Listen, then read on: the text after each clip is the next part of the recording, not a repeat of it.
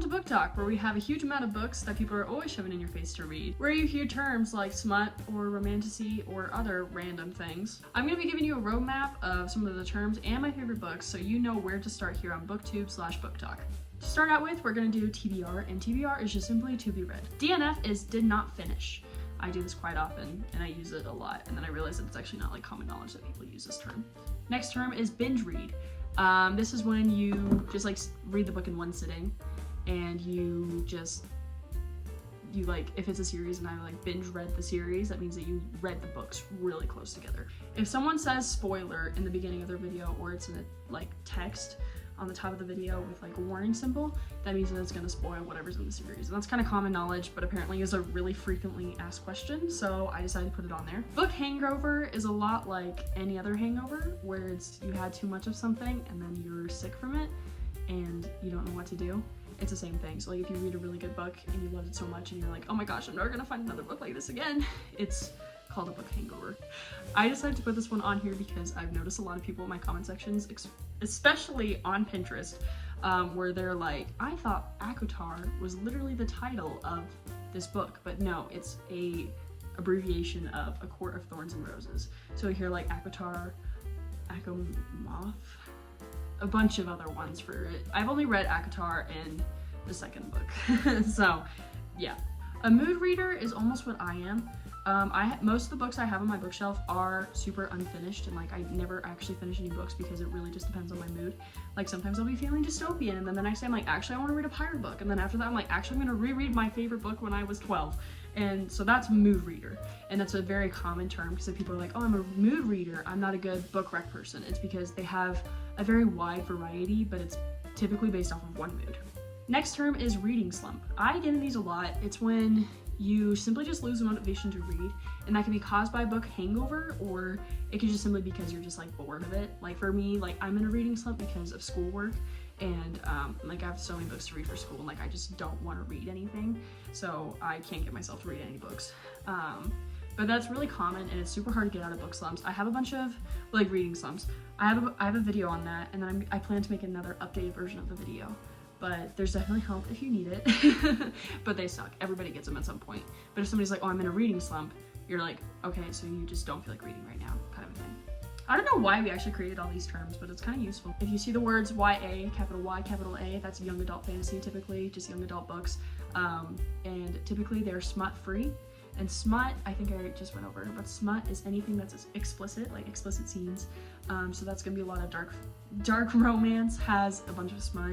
NA, which is new adult fantasy, and that always has a lot of smut. I typically like to stay on YA fantasy, but sometimes they sneak in some stuff when it's supposed to be YA, and it should be more labeled as young adult.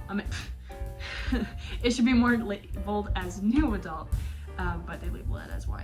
PB, capital B, capital B. That stands for paperback.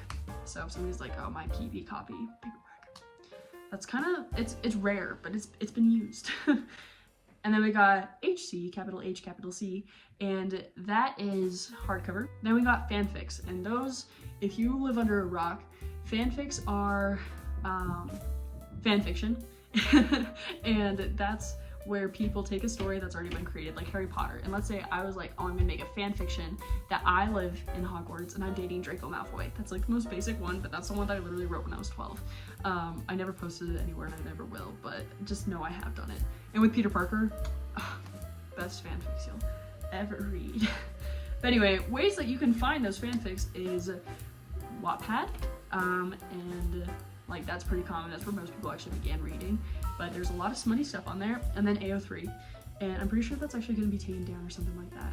I don't know. TikTok and AO3 is always getting rumors that they're going to get taken down, but they never do. What can I say? But yeah, so that's where you find all of those fanfics.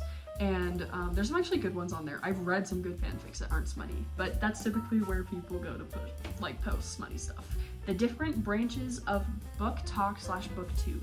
One of the first categories I'm going to mention is the Colleen Hoover stands, also known as Coho. Those books are kind of twisted. I've never read them. I don't actually plan to read them except for It Ends With Us, because that movie's coming out. And another category is dark romance readers. Don't mess with them. They're weird. But you'll actually find a lot more of those people on Instagram, surprisingly. I'm gonna say the one that I added at the end, and that's smutty, discreet cover romance readers.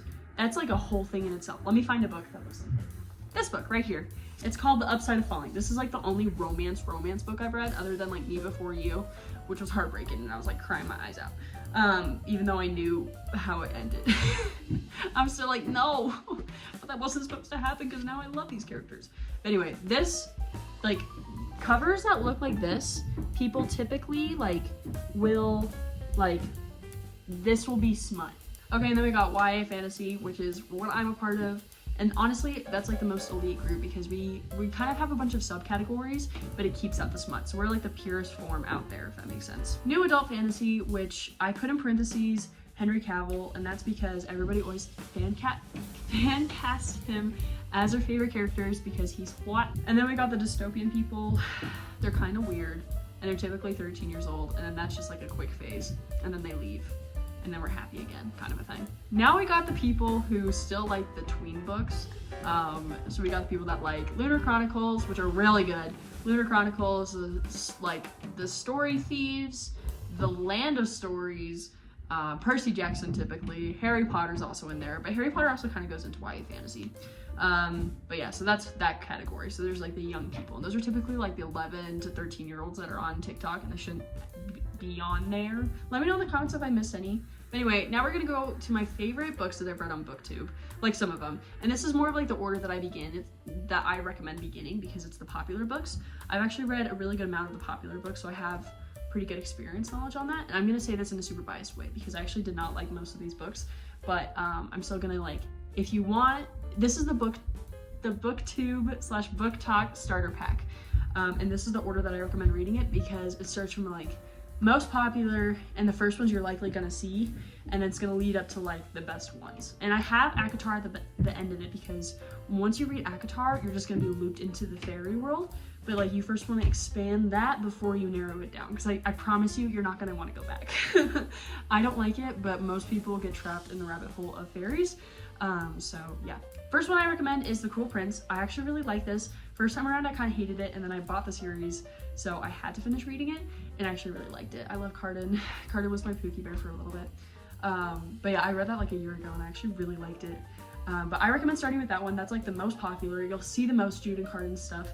And it's like OG enemies to lovers, and it's good enemies to lovers, and it's YA.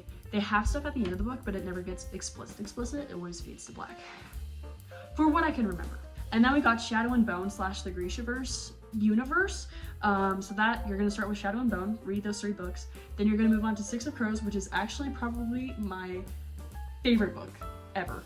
Six of Crows and Crooked Kingdom is muy bueno. And then you're gonna read Daughter of the Pirate King, which is one of my favorite almost standalones. There is a second book, but the second book is a lot more fanficky. But I love Daughter of the Pirate King, and most people hate it because it's like a bunch of book tropes, and like people advertise it as like, oh my gosh, she's like a female Jack Sparrow. No, she's a pick-me girl. She's not at all like Jack Sparrow. And like, you kind of guess all the plots, but it was a fun read, and I love Raiden. Raiden was also my Pookie for a little bit. I just call everybody my Pookie now, especially Austin Butler. I'm gonna like put a picture somewhere of him. I love him so much. Once you finish those books that I just listed, then start reading ACOTAR. If you want to get into some of the more smutty stuff, if that makes sense, that's what you're gonna want to do. But yeah, that's kind of just, if you're like, most people want to read the smut. If you don't want to read the smut, then I don't recommend reading ACOTAR, but I would recommend reading the first book so you kind of know what people are talking about, and then you're just like enough to be like, I know I would not like it. Or people like, if you want a book like ACOTAR, and you're like, but I haven't read ACOTAR, is it any good, you know? So like, I do recommend kind of reading the first book just so you know what it's like, but just prepare to be disturbed and like, why is this good? Thank you so much for watching today's video. I hope you enjoyed it. I hope I was brief and quick enough that you like understood and were like, okay, now I'm ready to jump into Booktok, because good luck, you're going on an adventure and your bank account is gonna kill ya. Have fun though. It's quite the blast. I actually like don't regret any second of it, really. I haven't even read anything like questionable because morals. Subscribe please. I'm so close to a lot of followers. I'm at subscribers. My goal this year is 10,000 and I'm not doing so well. But yeah, so help me out with that, and I'll see you all later. Bye.